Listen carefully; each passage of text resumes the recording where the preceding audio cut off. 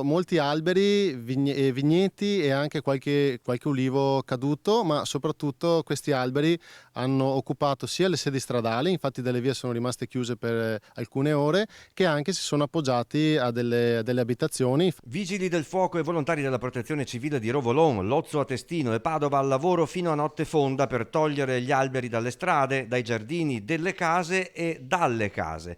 Alle 2 di ieri notte, dopo 7 ore di ininterrotto lavoro, a Rovolon e Bastia, a Montemerlo di Cervarese e Santa Croce non c'erano più situazioni di pericolo dovute ad alberi e piante cadute e le strade al mattino erano percorribili.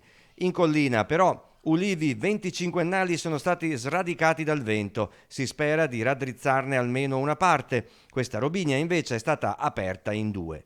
Anche all'interno del Golf Club Frassanelle molti grandi rami e alcuni alberi sono finiti direttamente sul green di gioco. Diciamo, siamo rimasti impressionati anche dalla tipologia degli alberi caduti, perché sono caduti alberi secolari.